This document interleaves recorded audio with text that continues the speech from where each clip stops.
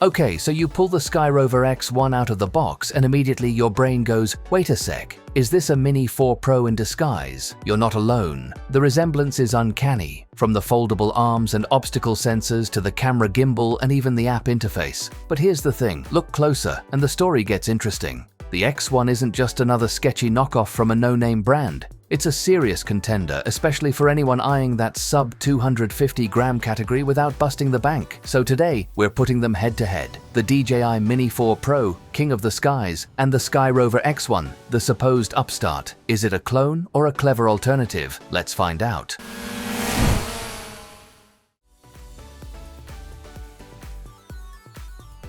Both drones weigh under 250 grams, awesome for avoiding drone registration in many countries. But while they look similar, the feel tells a different story. The Mini 4 Pro has that signature DJI polish, seamless build, clever ventilation, sleek seams, and upward-facing sensors that make vertical flying smoother. The X1, still solid, still compact, but a little rougher around the edges. It's got forward, rear, and downward sensors, but no upward-facing ones. Also missing, internal storage and the option for ND filters, major for creators who care about exposure control. On the flip side, it has USB-C, a micro SD slot, and solid obstacle detection. It's clear, DJI's the refined veteran, but the X1 is surprisingly well equipped for a newcomer.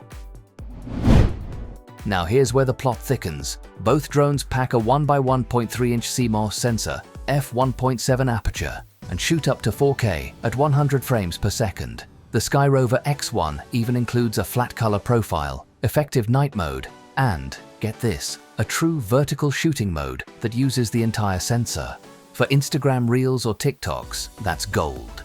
The Mini 4 Pro keeps pace with HDR, D-Log-M, HLG profiles, and better default color tuning. It's more refined, especially in post-production. Plus, the Mini accepts ND filters and polarizers, giving pros way more control. So while both cameras are impressive, DJI still takes the crown for advanced creators. The X1, still seriously competitive, especially for the price.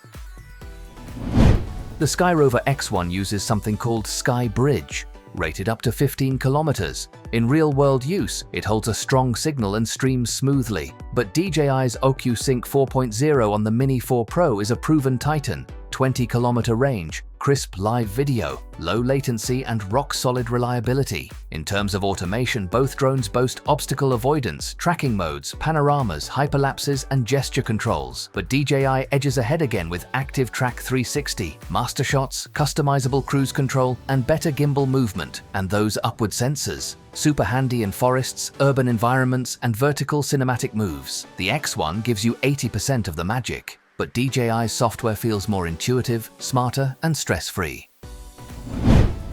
Let's talk batteries. The X1s are decent. Parallel charging hub, good flight time, but they're brand locked. If Skyrover fades away like some past clones, cough Spectre, good luck finding replacements. DJI's batteries are widely available, interchangeable with extended models, and supported long-term. Their ecosystem is bulletproof. The Skyrover controller? Surprisingly ergonomic, nice grip, removable sticks, USB-C and lightning support. It actually feels better in hand than DJI's older RCN one. But again, DJI wins with RCN2 and RC2, giving you the choice of phone-based or built-in screen. Their system just feels deeper, more adaptable, and trusted by a global community. That matters.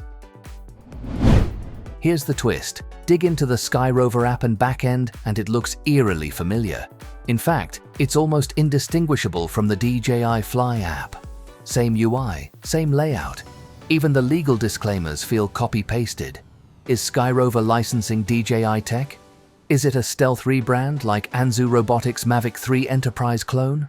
Or is it DJI hedging bets against US import bans by launching under another name? We don't have the answers. But here's what we do know. The Skyrover X1 performs shockingly well for the price. The Fly More bundle costs about $898, hundreds less than DJI's equivalent. But you're trading long-term support and polish for that savings. So, are you willing to take the risk? Or do you stick with DJI's legacy, even as it faces political headwinds?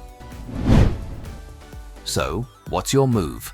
Are you team DJI, polished, reliable, time-tested, Or are you curious enough to take a chance on the Skyrover X1? Raw value, full of potential but still a bit mysterious. Drop your thoughts down in the comments.